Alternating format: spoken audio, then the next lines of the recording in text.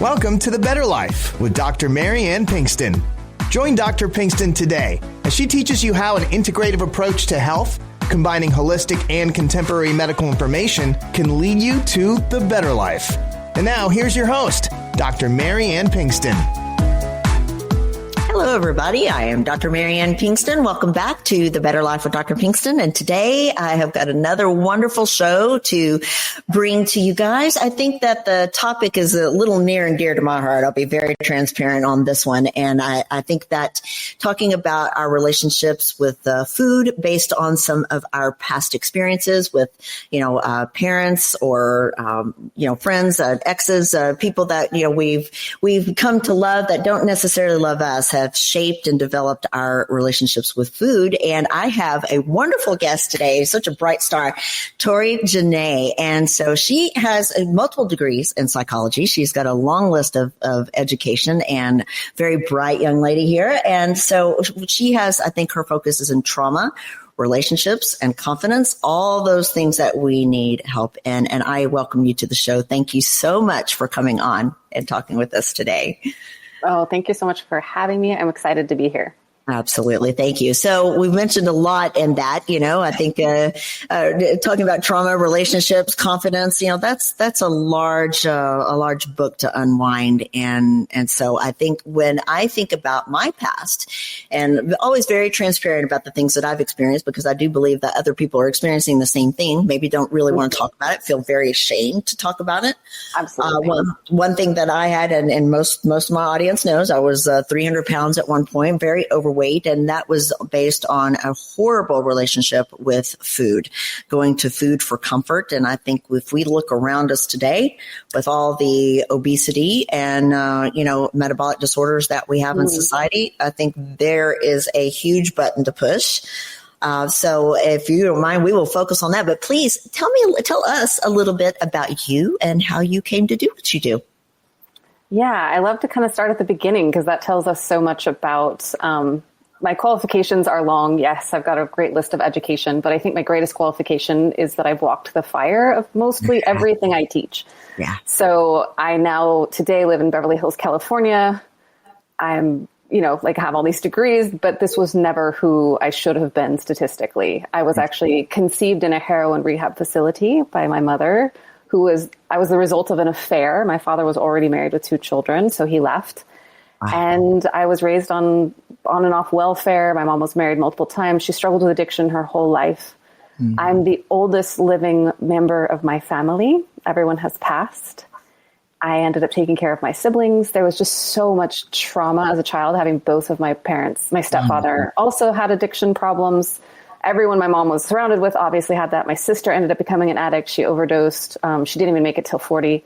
I'm the first woman and I'm the fourth. So my grandmother, my mother, my older sister were all had drug and alcohol problems. So I'm the first woman to not have that.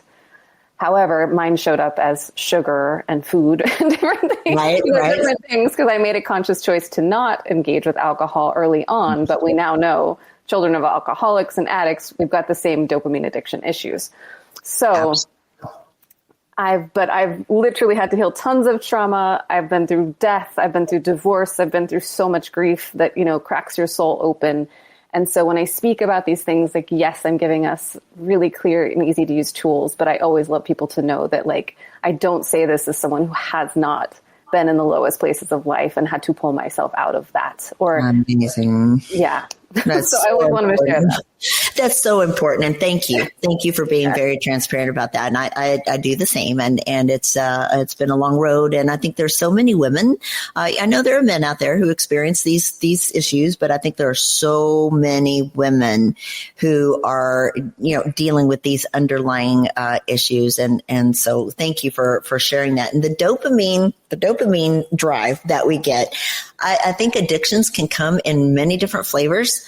We don't realize that porn, gambling, smoking, then alcohol and drugs, but eating eating is definitely an addiction that many aren't. I don't know if it's just a lack of knowledge that can be an addiction, but it is, and it's very important that we look at it in that fashion, which you've mentioned, and thank you for doing that. So, where does somebody start whenever you identify that you've got a problem? Where does somebody start? Well, I love for people to kind of look at like, how do they self-soothe? Right. And how are they feeling? Like, a lot of people don't recognize that they have things that have happened to them that are affecting their self-soothing now. And like you said, it can be gambling, it can be your phone now, it can be food. It's truth. Because we have to eat, food is the most slippery slope. And it's really hard to see that, like, we're not going to that. But I love to also look at the psychology or the internal feelings, which is you won't feel good about it. You'll be stuck in perfectionism, performing, people pleasing. Right. You'll suck your feelings down and then go to the fridge, So it's like having that moment of self-awareness to say, checking in with yourself and saying, how am I feeling about the action that I'm taking? What is triggering that? Because we're just trying to meet a need, and it's usually emotional or psychological, but we start to meet it physiologically because maybe no one ever met it for us mentally, emotionally, or physically. And so food became, what I love to say, food became our mother. Food became the thing that soothed us. And it is such a powerful chemical release that it does make us feel better. And I know that because, like, my grandmother as a child, had all this trauma. And my grandmother was emotionally distant. She was a lovely woman, but, she was a German woman and just, very different. And anyway, but she fed you. That's how she showed love. And so many of us don't even know how deeply ingrained that is, that food equals love. Like, if I got cookies, it's like, wow, I'm loved. And that was the only deep love I'd really experienced. And I think a lot of women don't recognize that with our partners, our parents, our children, we're not feeling those connections. And so we're looking desperately for that connection. We're hardwired for that connection. And if we don't get it, we will seek it in the easiest form possible. Yeah. Very, very, very well said. And so, and it is an addiction in that when you partake in that act and you raise that brain chemical, dopamine, and it provides you with that boost, that high, you do get a high from it. But then after that, after you engage, not too long after that, then you experience that grand low again and that guilt. Why did I do that to myself? People know they're not doing the correct thing. And so powerful, right? Very powerful in that high that you get. Yeah. It's like, I love the way I've described it as like, it's like drinking salt water, but not being satiated. It's like we get the momentary relief. Like, we feel the relief when we eat the food. We get that temporary high. But what we don't understand about dopamine is it's not bad, but when we're constantly skyrocketing it, then we need more and more and more to get that same effect. And so it keeps getting worse and it becomes this horrible cycle. And I want to say maybe Janine Roth said this, but like, it's called, someone I read with food particularly, they call it the eat, repent, repeat. Right. And so we'll eat, we'll feel bad and guilty, and we'll say, I'm never going to do that again. But the guilt and the shame actually lead us to do it again, but often even worse the next time. True. And so I love to just kind of share that and know that that's just the cycle in the brain. There's nothing wrong with you. You're not broken. Your brain's just trying to get the same relief it once got before. And it's actually trying to now relieve you from the guilt and the shame you feel from what you just did. Right. And a lot of times that the core driver that's actually making us do that has nothing to do with the food at all, but the emotions that underlie it. And I think particularly with trauma, we're really scared of that word. And I love Dr. Pinkston said earlier that it was like a buzzword right now. Buzzword now, yeah. Is. It's real. It's real. And I love to redefine trauma for people because I think we think of trauma as like being robbed or going to war or physical sexual assault. All these things are absolutely huge traumas. Right. But there's also emotional and relational trauma. So it might even be having a parent who had mental health issues or a sibling who had health issues and like you couldn't be tended to. Your parent could have just had attachment disorder, meaning that they were an avoidant attacher and didn't know how to soothe you properly. That gives you just as much trauma because your nervous system got wired to not feel comforted, soothed, taken care of. So you had to do it yourself. And so I love to redefine trauma as it is just the disconnection from feeling safe and loved. And we've all experienced that, whether it was a crappy boyfriend, a stressful boss, a critical mother who talked about your weight all the time and said, you shouldn't eat this, you shouldn't eat that. That is still trauma. And Yes. so 99% of the women I work with just say, oh, I'm not traumatized. It's like, well, you wouldn't have these behaviors if you weren't, babe. Correct. So let's look. Yeah. So it's kind of like allowing ourselves to it's not about blame or anything like that. It's like, I always say it's not your fault what happened, but it's your responsibility to understand it and how it affected you. Correct. And so based on that, with that, attachment to food and the guilt, that we have and that, repetitive behaviors, it's very, fighting an eating addiction is as tough as stopping smoking. I mean, it is incredibly tough to draw away from. So, I did that. That's something I had to face. And I literally had somebody sit and say, Dr. Pinkston, you have an eating disorder. And I took that really hard because I imagine bulimia, anorexia, I imagine these really, drastic, diseases that women have with eating disorders. And I thought, just that bad relationship with food, wanting to go back and overeat and using that to soothe myself is an eating disorder. Yes, it is. And it's very important to look at it as such before you can take those next steps to heal. This was 8 years ago, and I still deal with it. I may be thinner, I may be in much better shape, but I still deal with that in my head. And I find, too, that some people then will transfer. They won't eat as much, but maybe they'll go to shopping or, some other behavior. Many people who get bariatric surgery with, a gastric sleeve, gastric bypass, they can't eat as much, will turn to alcohol now and just transfer, their addiction to something different. So where does a person begin to take a look and start to unravel all of that? Yeah, most people who are struggling with any form of addiction, like you said, whether it's porn or gambling or alcohol, the reason we're getting bariatric surgery and going to alcohol is because the food is no longer available to numb the pain. That's right. And I believe that all addiction at root cause is some form of pain that we're not able to deal with. Absolutely.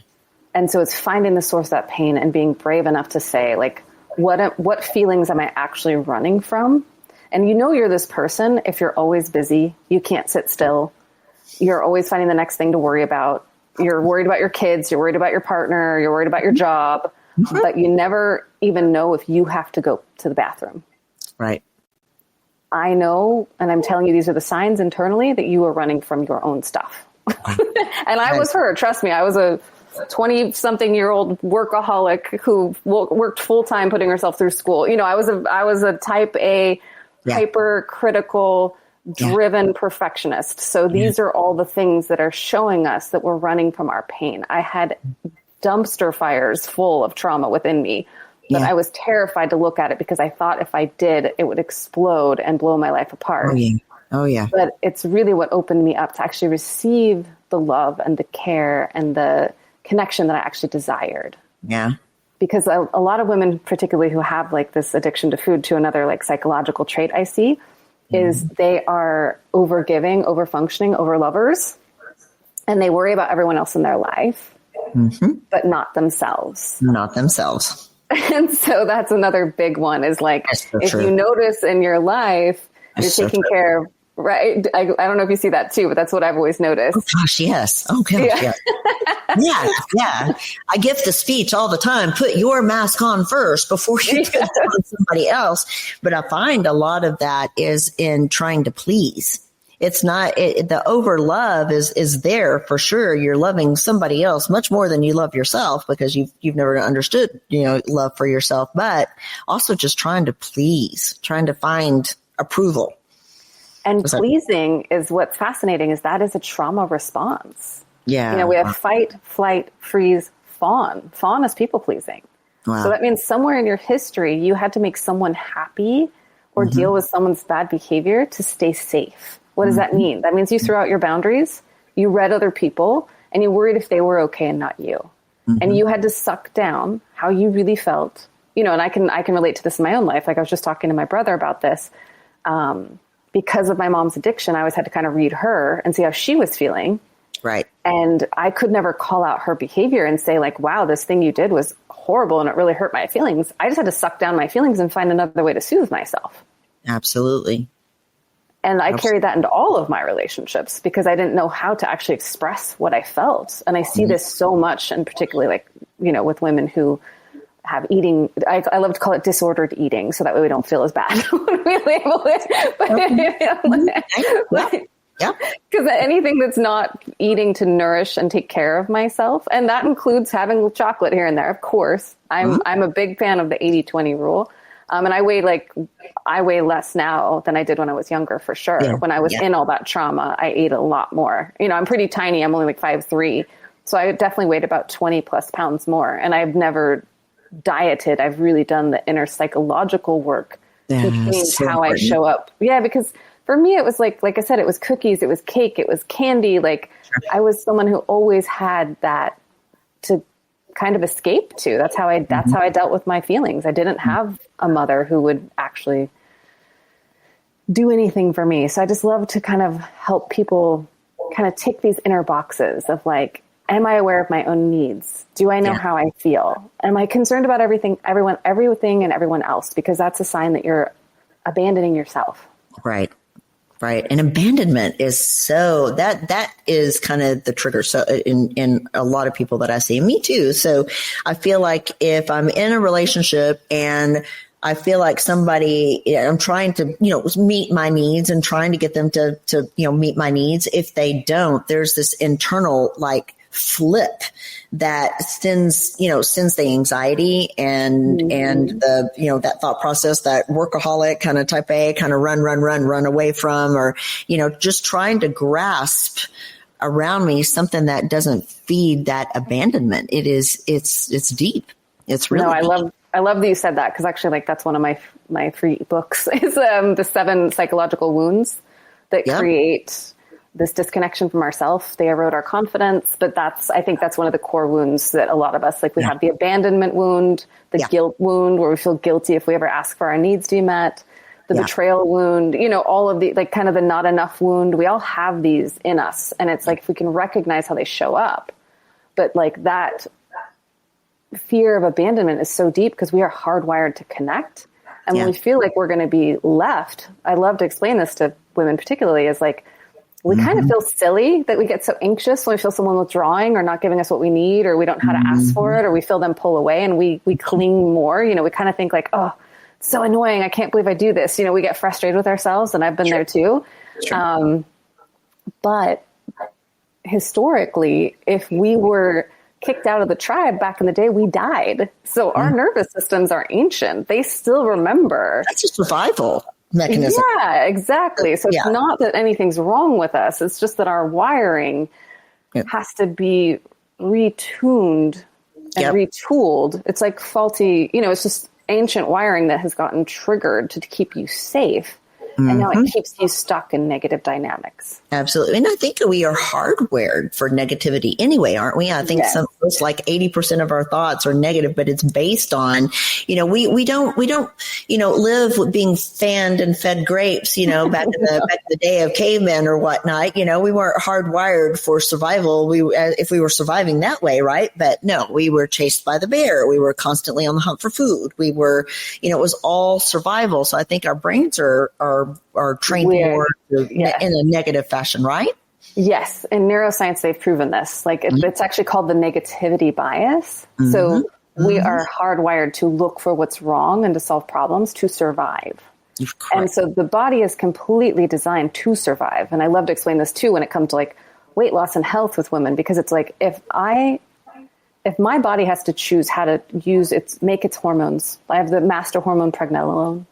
But if it has to choose between progesterone, which is the calming hormone, or cortisol, it is always going to make me some cortisol, because that's what I need to survive. Exactly. Yeah. Oh, so that just goes to show us like we are biologically wired to survive. And so I think if some part of me got wired to think that like someone leaving me, I won't survive.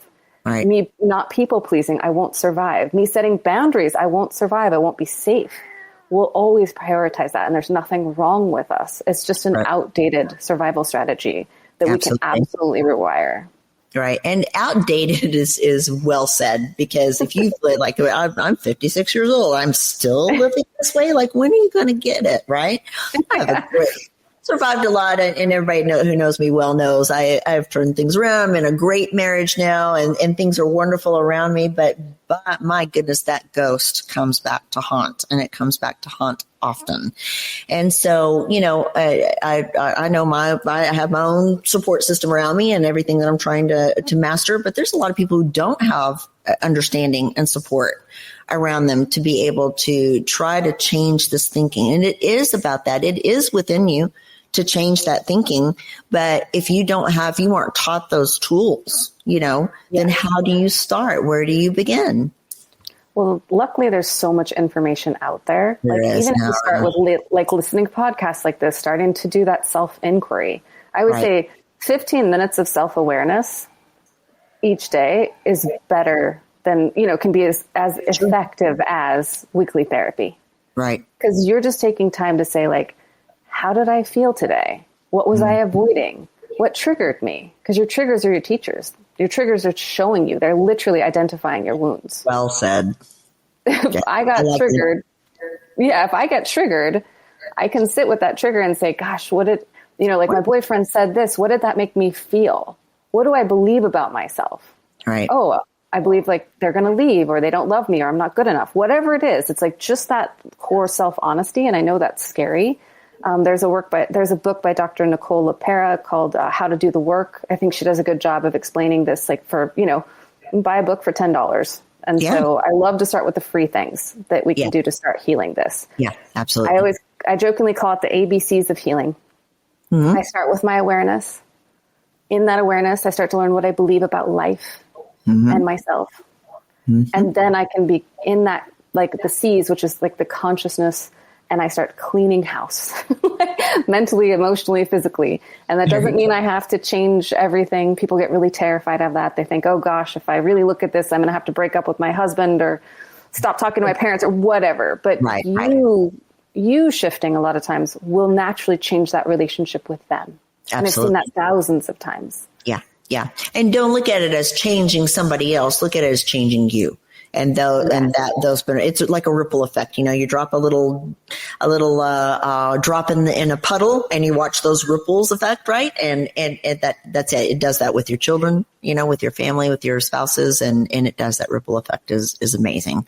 You just sit back and be patient and watch that, and that's hard to do. Be patient. Yeah. So self-awareness, sitting with yourself, taking a walk, finishing the stress cycle is huge. Like a 15-minute walk. If you have a fight with your partner or your boss says something awful, get up, move your body, dance, do your deep breaths into your belly.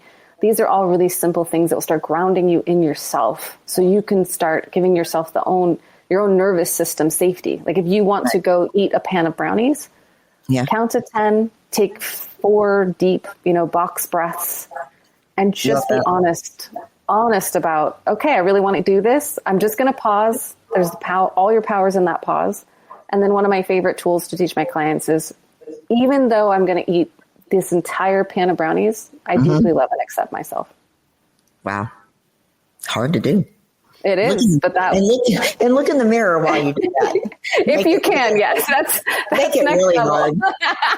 That's next level. But I found that is a great way to start breaking that shame cycle right away. Right.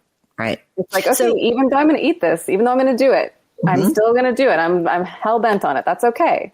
Right. I still deeply love and accept, or even if you can't say I can't, I love it. I love myself. You can say I accept myself and what I'm doing right now. And I know it's just what I need, and I can always make a better choice tomorrow. It's just saying something that stops us. And the even though is important, because that's a little psychological trick. Absolutely. It's a resistance factor. Like intentional self-sabotage. It definitely can be okay for a moment, but eventually you've got to. I love what you said though. Finish the stress cycle. Mm-hmm. I think that's a little pathway there that's interesting. Explain that. Yeah. So whenever we get triggered in any way, and triggers look different for everybody, it can be a body sense, it can be a mental sense. Like you can, your partner can say something and you can snap or be like, how could you say that or think that? Triggers look different for all of us. Sometimes we suck it back and we just feel it in our throat and our stomach, like, oh, I can't believe they said I did that. Right. So when you have that response, whenever you feel triggered or upset or off, your body has now been kicked into fight or flight. Mm-hmm. And you've got to do something physically to stop it. So that ancient system, like we talked about, if we were being chased by a bear, we would have run, we would have completed that stress cycle. We would have got away and our body would have said, whew, we did it. Yes. We don't do that anymore. We don't complete a stress cycle. We get triggered by our boss or our partner or our child or whatever, and we sit with it and we hold it and it keeps going. Our body doesn't know to flip out of trigger, stress, fight or flight and into rest and digest. So we stay in gas pedal on. And there's a woman out of, I can't remember if it's Harvard, but Emily Nagoski, she's done a lot of research on this. Mm-hmm. And she found that taking a quick walk, a 15-minute walk with blood serum levels was one of the most effective things to start reducing cortisol. Wow. And get us out of that state. And I always love to explain to people this. Think about a time when you got into an argument or a tiff with someone and you kind of shut down or you didn't say the right thing or like you're almost embarrassed by what you said or did. You're like, oh my God, I just stood there and I didn't know what to say and I feel so stupid now, right? And then about 4 hours later, your mind comes up. All of a sudden, it just starts to flow. You're like, oh, I should have said this and I should have said that and blah, blah, blah. Like, and that's because it took about 4 hours for your frontal lobes to come back on. It took about 4 hours for you to complete that stress cycle by just sitting in it. Mm-hmm. So if we do something physical, if your kids ticked you off this morning because they were being brats trying to get out of the house to get to school, turn on a song, make everybody dance, like get it out of the system. It will shift you faster than any thought process. I always say, if you're stuck in your mind, drop into your body. Very good. Oh, wow. That's really good. And also, too, you mentioned box breathing, which I love. And I tell people about all the time. I don't know that I've ever had anybody explain it, though. And so would you run through that? Would you explain box breathing? Because it's insanely helpful. Yeah, no. So what we know about trauma is that it actually lives in the body. Trauma, stress, like we said, like the triggers, all lives in the body. And only our breath is the easiest thing. Our breath, movement are the things that connect us to our nervous system. So if I do a box breath, I'm going to do, like, imagine just seeing a box in your mind. You're going to do that inhale up for 4. You can hold it for 4. And then you're actually going to exhale for 8. Okay. So, and the reason why, it's the physiological sigh.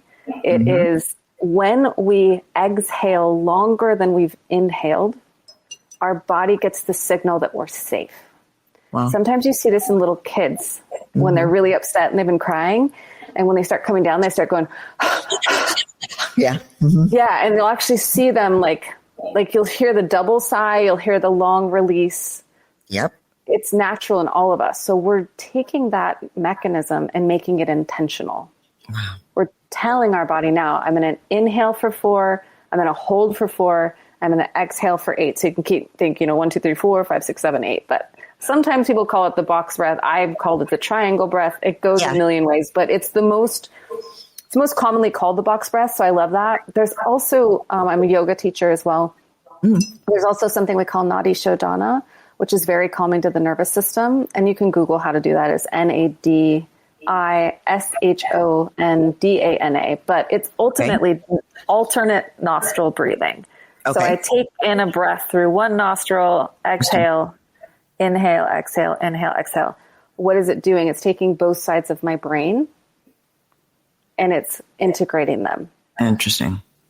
And so that's also very common to the nervous system. But box breath is the easiest. If you really get triggered, then go to the alternate. That's another way to call it, alternate nostril breathing. Okay. That is also very good for the nervous system. It's like taking each side of the energetic system. It's, the lunar, the solar, the masculine, the feminine, all those things are kind of all intertwined into it, but it's the easiest self-energy work you can do. There's also, I love EFT tapping, energy psychology. You can Google how to do that for free, but that is like neuroscience and acupressure had a baby.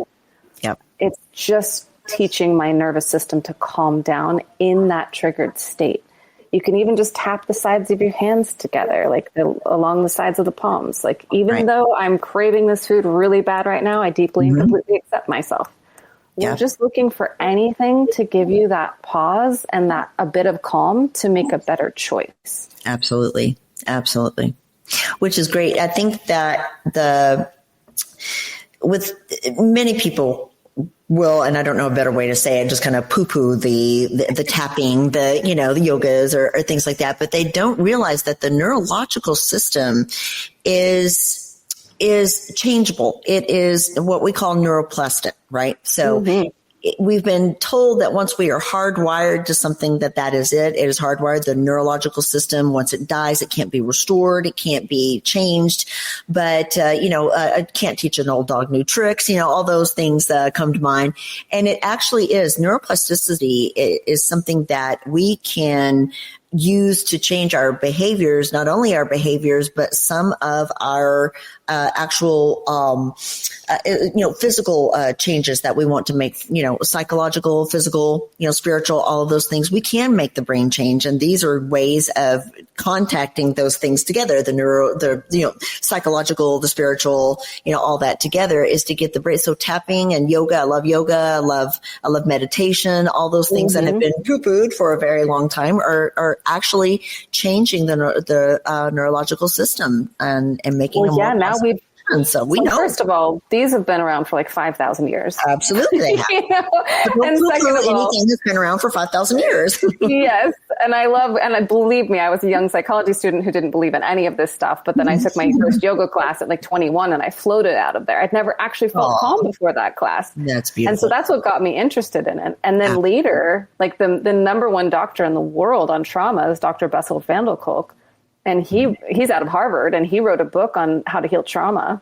Mm-hmm. And he really talks about you can't ever really truly heal the trauma, but you heal the body. He has an entire chapter on yoga. So what's beautiful is that neuroscience is now proving that all of these tools change the brain, how meditation changes the brain. We've got functional MRIs that show it, breath work, sitting at the ocean, taking a walk in nature. Like we can actually see the brain changes. And I think we like to poo-poo it because it's so simple. It shouldn't work.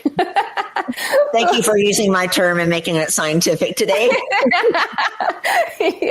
But like one of my good friends is one of the foremost neuroscientists in the UK and the US, Dr. Tara Swart. She is MIT trained, MD, PhD, like you name it. She's been on everyone from Lewis Howes to Jay Shetty to like you name it. She's on it. But we talk about this so much, like really not much is hardwired. Yeah. And the older that she's gotten, now she's in her 50s, the more she's actually getting into this stuff. And she's like, as a doctor, like I did put all these things to the wayside and I did not really think any of them would work. We're trained that way as physicians. We know we're trained that way because I was there too. No, absolutely. Wow. Well, I want to let people know where they can find your information. We're going to take a very, very short break. Where can people find your information? You said you've got some publications. I love it. Let's let them know where they can find it. Yeah, the easiest way to find me is my website, which is torijanae.com, TORIJENAE.com. And then, of course, you can connect with me on Instagram if you're on there, LinkedIn, all those things. But tori.janae is on Instagram. Good. And I love people when they DM me and ask me questions. Totally good with that. That is great. You're still in contact. I do the same thing. My contact form. If you go to drpbetterlife.com, my contact form is there. I still answer all my own stuff. It's a lot of work and I love it because we still have to reach out we still have to be in contact with people. So I appreciate that very much. We are going to take a very short break and be back on the other side and continue our thoughts here.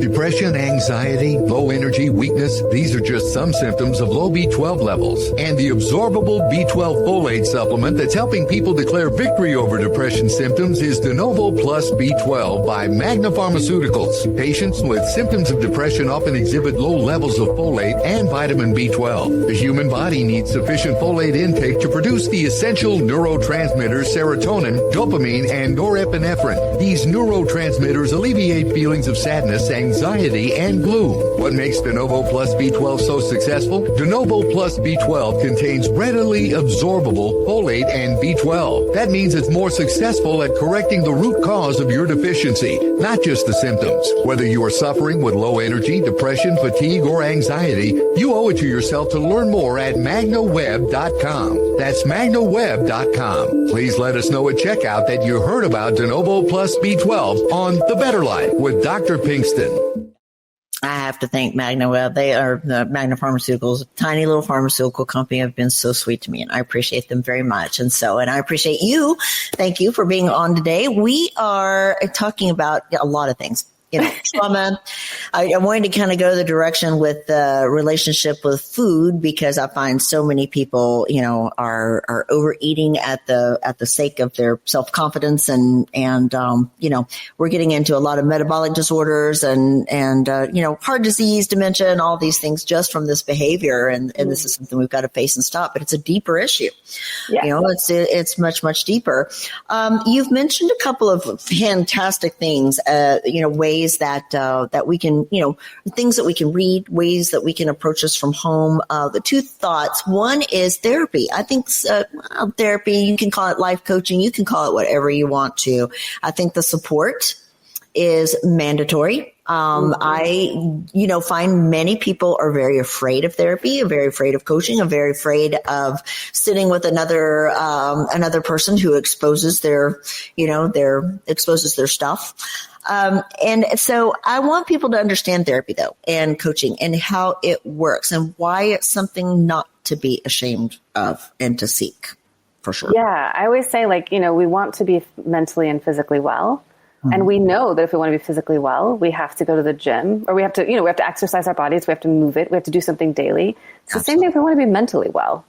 It's no different than if you wanted to really get in great shape, you would get a personal trainer, and that will keep you accountable. That will show you things that you don't know, and it will make you show up. And it's the same thing with therapy or coaching. And I get that it can be scary. And I was scared as well. Cause like I said, I was afraid to kind of open Pandora's box. Yeah. And it won't be easy at times, because you're going to have to see things about yourself that maybe you don't want to see initially, but that's where all the freedom comes in. I can't imagine going through life now without that self-awareness. If I had not done the therapy that I did, the self-work that I did, the coaching, I've done so many healing modalities. That's what gave me the strength to get through. I lost my mom, my sister, my grandma, my dad, my best friend, my 18-year marriage, all within a couple years. Yeah. Mm-hmm. And if I didn't have those tools that I'd learned, I would have never got through that. And by the way, I did that without any alcohol, drugs, food addiction. I did that stone cold sober. Amazing. So I love to tell people, if you want to be mentally well and healthy and resilient, which is what we all want to be, so that we can actually feel happier. And It's not about being happy all the time. This is a big misconception. No. I love to tell people, look, your life, if I hooked you up to a heart monitor, what's it going to do? It's going to go up and down. That means you're alive. If it flatlines, which is what we think we should be, you're dead. Right. And it's the same thing mentally and emotionally. Absolutely. Great analogy. So we want to be able to handle the lows and enjoy the highs of life, and allow ourselves to let it in, allow ourselves to enjoy, give ourselves permission. And therapy should give you self-awareness. Absolutely. Tools. Now, make sure it's the right connection, of course. Thank you. It's okay to break up with your therapist. I would say if you've done 12 sessions with someone and you don't feel any better, they are not helping you. Go to someone else. I literally, with my clients, when they're new, I will say, do 4 sessions with me. If you do not see a difference, no harm, no foul. Right. It's because I'm so confident that I'm always choosing the right relationship with people. But it's I want them to know, you are going to feel better. You're going to see yourself differently. You're going to have some new tools. Or I'm not effective and you should find someone else. Because I truly believe that. And a lot of people try to, you should not be in therapy for 17 years. That is not helpful unless you feel like you are constantly growing. So I always want to explain that to people too. Therapy can be a short-term thing to learn something, to get through something, or it can be something I've got clients who I've seen for 11 years, but they come to me twice a year just to check in, or they've gone through something. So it can look any way you want it to look. Remember, you're in charge of your healing. But the biggest reason it's so helpful is that we are harmed and traumatized in relationship, and we are healed in relationship. So having another human witness you, reflect back to you, hold you properly, you should never feel judged. You should feel seen. You should feel heard. That is more healing than anything you could possibly do. Well said. That is absolutely amazing. And I agree with you. I'm so glad you said that. I tell my patients all the time about their physician. If you're not getting what you need from your provider, you can fire that or, break up, however you want to see it, and move to somebody new and get what you need. You are welcome to search for what you need. You know what you need. And I tell that all the time about therapy or coaching or however you want to look at it, if it's like having a boyfriend, if if the chemistry's not there, your needs aren't getting met, you kind of have to break up with that one and go date the next one, right? It's like dating. So definitely something to shop for. Yeah. It's like give someone a chance and recognize, and that's where a little bit of self-awareness comes in. Like, are they telling me things that I really just don't want to hear?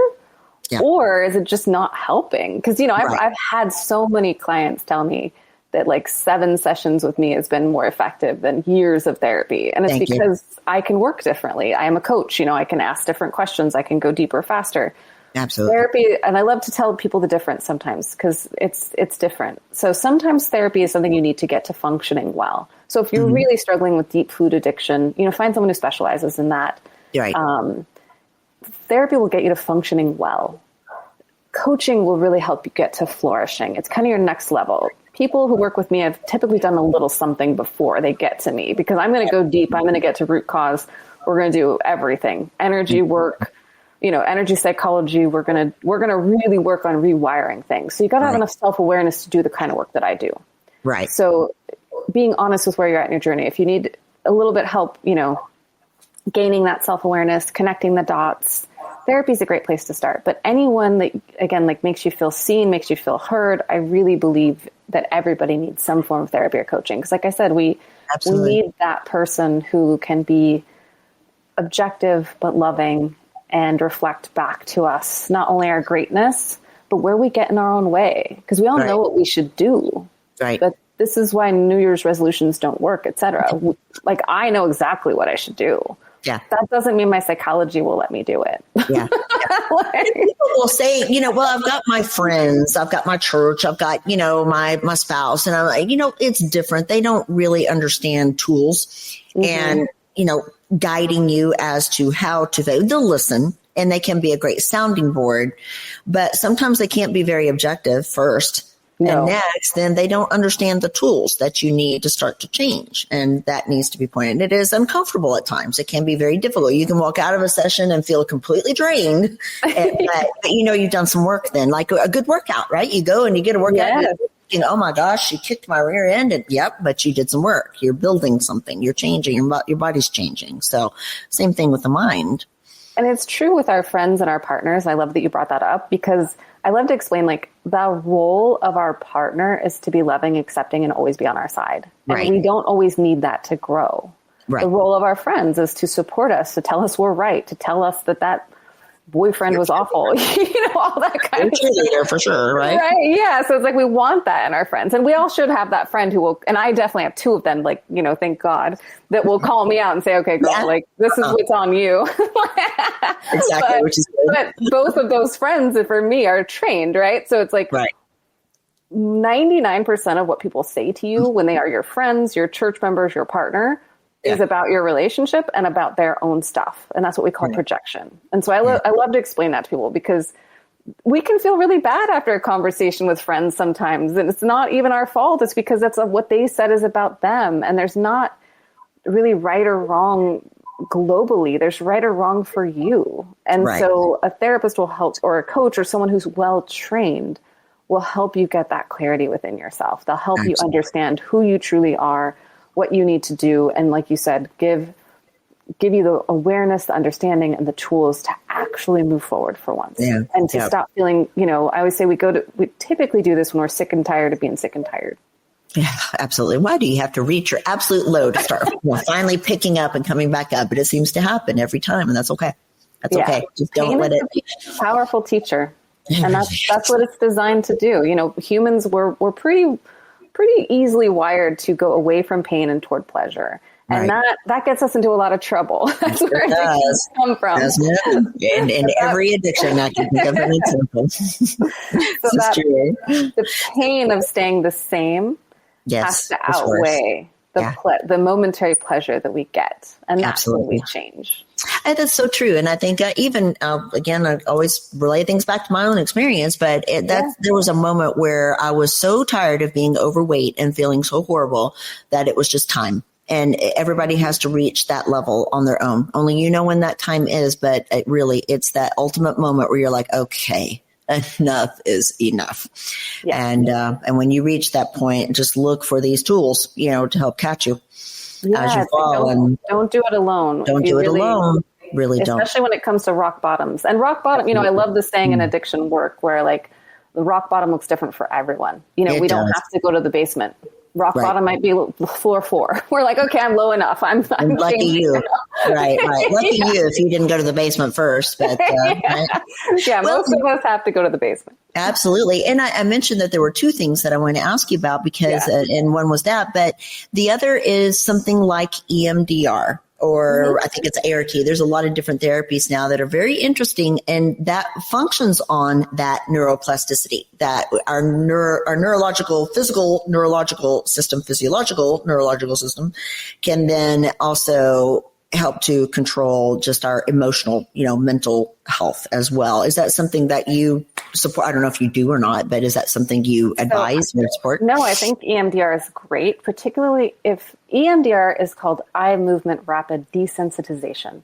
Right. So think of it as like if your brain has a very stressful file, like a big trauma. Let's say you're in a car accident, there was a physical abuse of some sort, particularly if it's like if it's a specific one you can remember, it is so effective. Because what the brain does is that's what flashbacks are. It's like the brain bringing back a stressful thing and saying, hey, don't forget about this. Don't forget about this. We don't know what to do with this. It's really bothering us. So don't forget about it. And so it wants to be filed. And so essentially EMDR helps the brain file it properly. It reduces the charge. Because when we have a charged emotional connection to a memory, it keeps coming back. And sometimes we're aware of that and sometimes we're not. It depends on that. I do something called energy psychology, which is a little bit different, but it's an energy healing tool that's approved by the APA. The difference between the two is that with EMDR, you have to be able to tune into what happened. You might have to relive it. I have a very good friend who did a lot of EMDR for childhood sexual molestation. Yeah. She had to go through a lot of it. And it helped her a ton. Some people get too re-traumatized by doing that. Understood. So if you have what I call complex PTSD, which is what I have, I have so many, my entire childhood was a trauma. Like I can't even pick out all of them. Like it took me 10 years of work to get through a lot of it. So sometimes I just had to focus on the feeling. Just that feeling of disconnection or unsafety or whatever it was. So I like to kind of explain like where you are. If you've got something really specific, look for someone who does EMDR because I find it's very effective. Okay. If you've got some core memories like childhood bullying, things your mom said to you, whatever it is, EMDR will help you. Like I said, it will file those files and make them come up for you less. Gotcha. If it's just a constant feeling that you have all the time, let's do more nervous system work. Let's get you feeling safe in your body. That can be yoga, that can be coaching, that can be somatic work, that can be dancing. Like I want to just help you get into your body at first. Wow. That is great. So thank you for delineating that because it's not something I was aware of. The EMDR was so focused like that, but it is. I've had people who, had fear of heights for some reason, be able to get on an airplane after 1 or 2 treatments. It's so effective. Yeah, it's so like I said, it can work for the other kinds. It depends on how good the practitioner is. But I get it. Yeah. But I feel like it can work really fast. Like you just described, if you've got something really good, specific. Yeah, like you kind of know, like it doesn't have to be exact, but you kind of know, like, gosh, I was bullied a lot as a kid, and that comes up for me a lot, and I see how, like, maybe I don't speak up because of it, or whatever. Like you just kind of know what it is, then they can dive right into that with you, and you can get results really fast. Interesting. Wow, that is amazing. You know what? We could go for hours. This is amazing. Thank you. Really, really enlightening and I think extremely effective. Unfortunately, we are running out of time, but I do want people to know where they can find you, your information, and some of these tools. And I'm going to have this on my website too, but please let us know where we can find you. Yeah, connect with me at torijanae.com, my website, which will be in the show notes. And then also just on Instagram. Those are the two easiest. I'm found on lots of other places, but I always find it's easier to just remember tori.jane on Instagram, and same name for, Tori Janae, one word.com.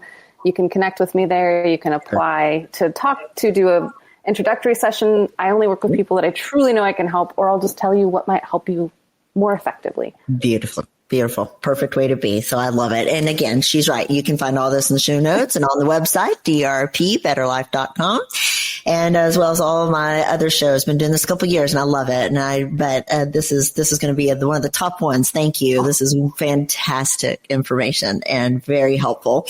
And again, we try to get on the course of, eating, but I think trauma occurs in so many different areas. I mean, it's, it shows up in so many different areas of your life. And so if anybody's struggling, please reach out. And what I love about that is that eating is the symptom of something deeper. Absolutely. And so we went to root cause. Eating is what's showing up, but that's not really what's wrong with you, love. Absolutely. You're so correct. Thank you. I absolutely love it. Everybody, I hope you have any last thoughts. I usually give you a last thought moment. If there's anything we missed or a last thought. Yeah, I guess last thought is just to know that you can overcome anything truly. I think my life is a living testament to that. Absolutely. You can heal anything. So just remember, you are not broken. There's nothing wrong with you. And you just have to unlearn some old behaviors. Absolutely. It is as simple as that. A lot of work to do it, but it is as simple as that. Thank you so much for the inspiration and the honor of joining us today. I hope everybody has a fantastic week and have enjoyed this. Take care of each other, please, and we'll see you next time. You've been enjoying The Better Life with Dr. Marianne Pinkston. For more information, go to drpthebetterlife.com. That's drpthebetterlife.com. And listen next week for The Better Life with Dr. Pinkston.